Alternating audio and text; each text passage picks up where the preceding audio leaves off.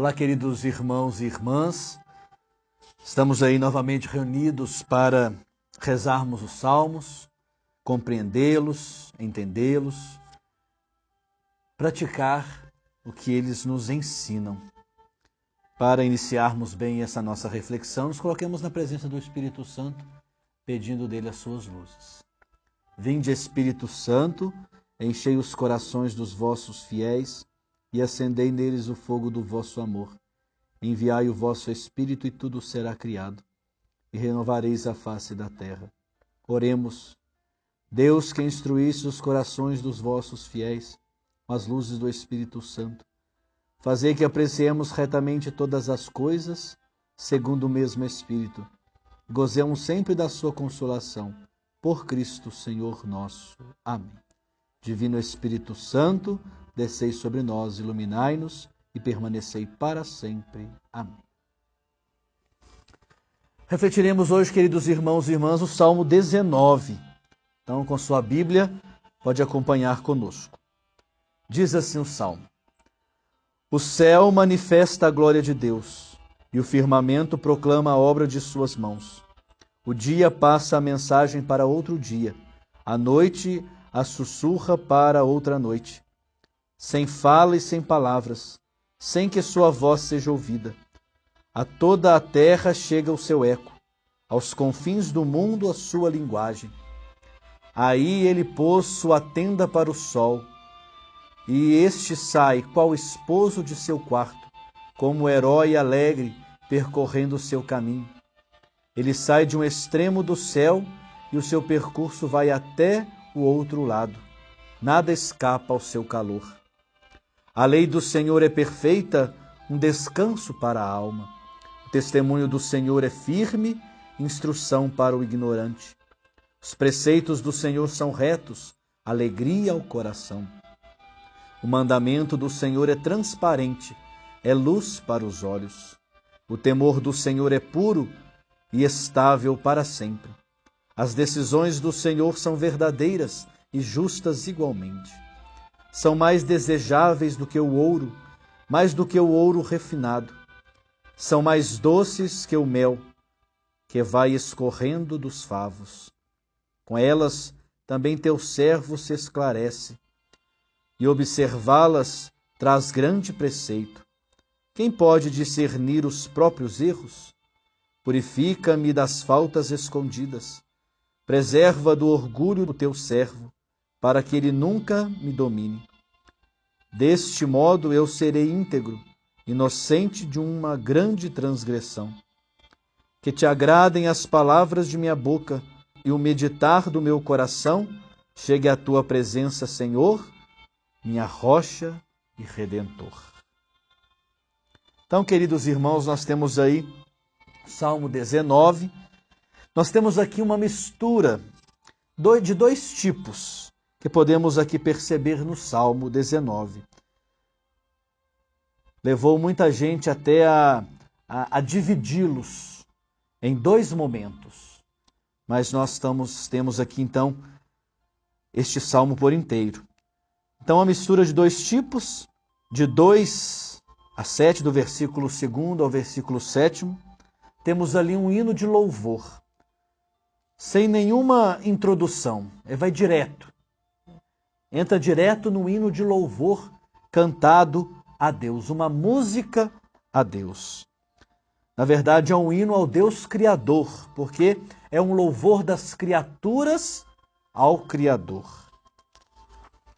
No céu, no firmamento, a noite, o dia, tudo canta os louvores àquele que criou tudo.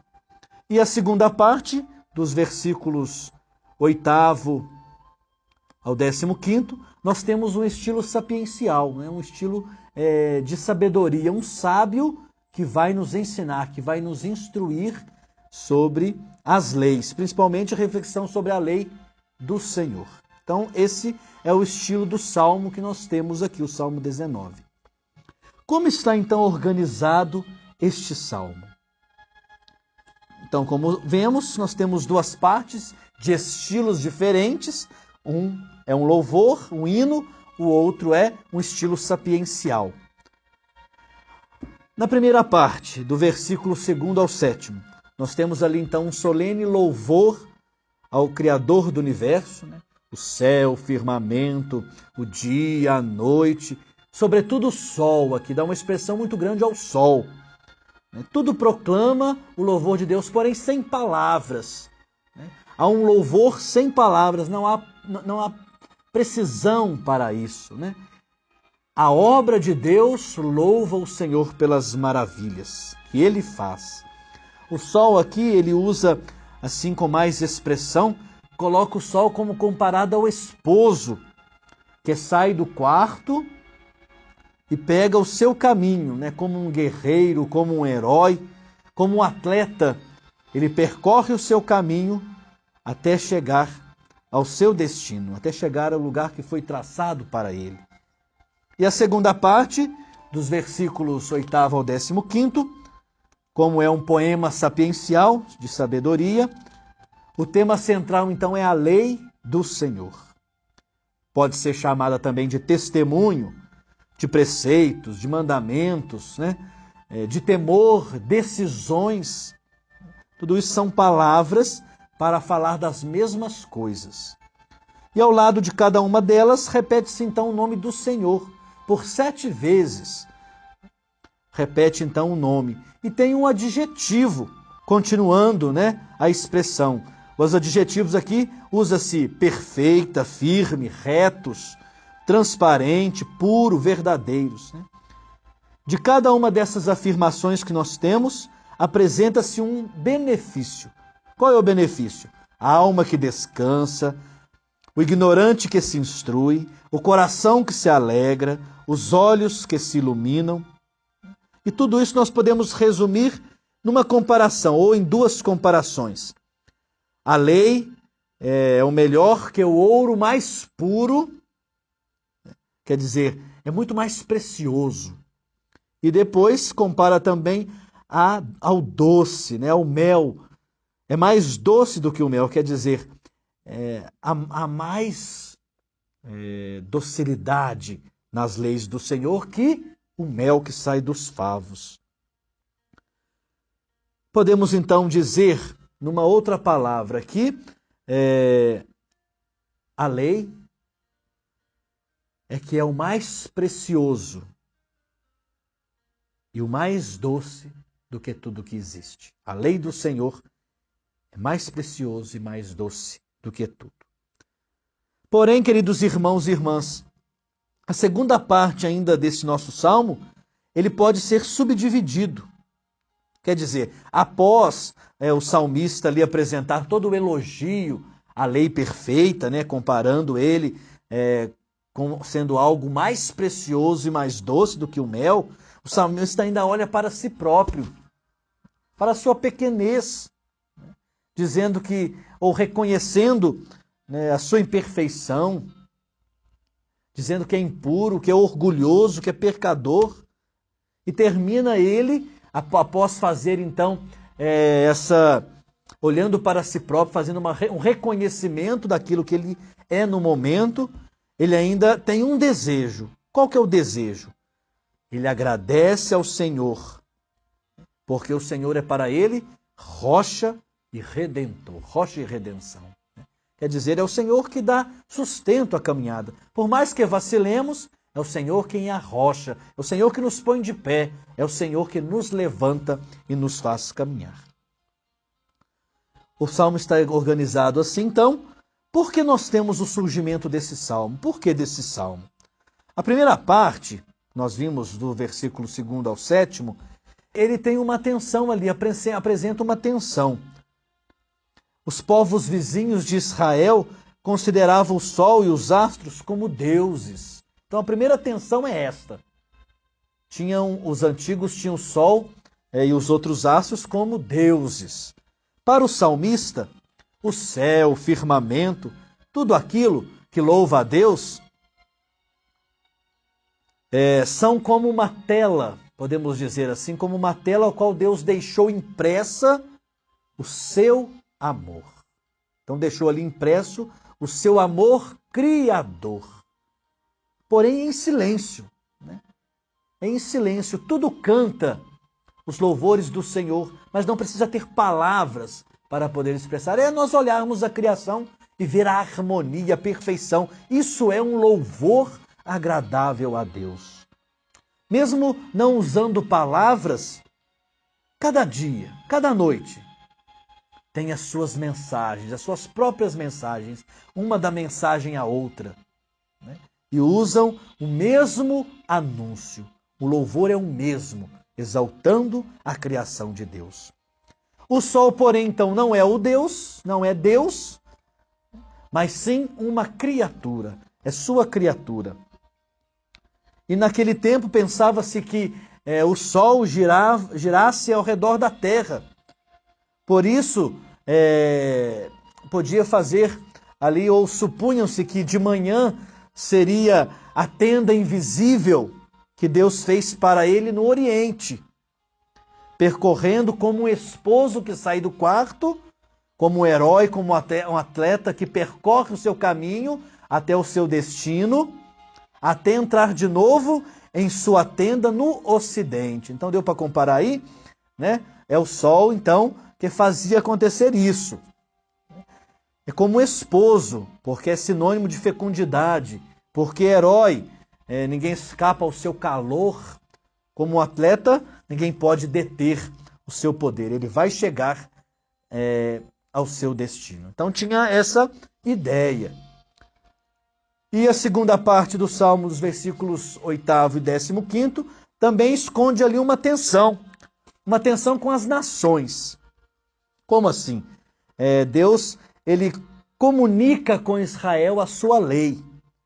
Então, as condições para que Israel fosse seu aliado era observar, então, as suas leis, os seus mandamentos, que são perfeitos, né? Que são perfeitos, que são doce como mel, que são preciosos como ouro refinado, né? O que Israel tem para oferecer às nações, então? Observando tudo isso, ele tem para oferecer uma lei perfeita, uma lei justa, que foi fruto de uma aliança que Deus selou com o povo. Na verdade, é um Deus próximo. A lei de Deus aproxima de suas criaturas. Aí, queridos irmãos, o salmista pensa na sua própria fragilidade, olhando tudo isto, toda a criação, tudo aquilo que é perfeito, olhando a criação que é obra-prima, mas ele se reconhece frágil diante de tudo isso. O pecador, né, visto a fragilidade do corpo, sente-se pequeno. A lei é perfeita, mas ele é imperfeito. A lei é pura, como ouro, mas ele necessita ser purificado, né? Ser lapidado das faltas que ele cometeu. Mas qual que é o problema maior? Ele se sente orgulhoso e arrogante. E isso é muito triste porque pode dominar as pessoas, né? Tornando as pessoas responsáveis pelas grandes transgressões que possam existir. Então é preciso podar-se, é preciso então deixar que vai lapidando para que se torne perfeito. Então por isso esse salmo ele surge como um louvor, um hino cantado a Deus, mas também como um pedido ao Senhor de perfeição, um reconhecimento, né, da perfeição da lei do Senhor que pode nos transformar, né? É como um sábio que instrui, que ensina o caminho, que mostra o caminho. A perfeição pode ser, ou pelo menos o caminho nós podemos percorrer, o caminho de santidade, de perfeição, fazendo com que os mandamentos e as leis de Deus aconteçam, então, em nossa vida. Aí nós temos o rosto de Deus. São fortes nesse salmo a imagem de Deus, né? É o Deus da aliança, é o Deus que entrega a sua lei, os seus mandamentos a seu povo para que eles possam caminhar sempre no caminho do bem, no caminho perfeito, no caminho da justiça. É um Deus criador que a sua criatura ou as suas criaturas elevam um hino de louvor pela criação. E reconhecendo-se tal por suas criaturas em todo o mundo. Temos a figura então de Jesus, que é o cumprimento perfeito da nova aliança. Jesus é o cumprimento. veio dar pleno cumprimento à lei e fazer de forma perfeita com o Pai. A lei do Senhor é o amor. Jesus então louva o Pai, porque revelaste essas coisas não aos sábios, aos entendidos, mas aos pequeninos, aos simples, aos humildes. Então Jesus louva o Pai, né? Mandou aprender com os lírios do campo a formosura deles, né? As aves do céu. O Pai toma conta de tudo. Nenhum fio que cai de nossa cabeça não cai sem o Pai saber, sem Deus tomar conhecimento. Então, é o louvor das criaturas ao Senhor. Jesus louva o Pai por essas maravilhas. Queridos irmãos e irmãs, somos chamados a rezar com esses salmos, com este salmo, principalmente pensar na criação. Somos criaturas de Deus. Deus criou tudo para nós, né? De tantas pessoas, de milhões de pessoas que poderiam ver o mundo, nós somos escolhidos para contemplar a beleza da criação. Então, rezar, agradecer, louvar ao Senhor por tudo isso, pelas maravilhas que Ele tem feito em nossa vida, que Ele realizou em nossa vida, contemplá-lo no silêncio, como toda a criação, como o céu, como o firmamento, como tudo, contempla a maravilha do Senhor no silêncio. Possamos também, no silêncio da nossa vida, reconhecer isso. Que o silêncio possa gritar um hino de louvor ao Criador por tudo que Ele tem feito, principalmente pelas suas maravilhas. E a partir disso também reconhecer a nossa fragilidade. Claro, somos pessoas frágeis, nós erramos, vacilamos, né? Mas o Senhor nos gosta, o Senhor nos quer por perto, o Senhor quer estar próximo de cada um de nós.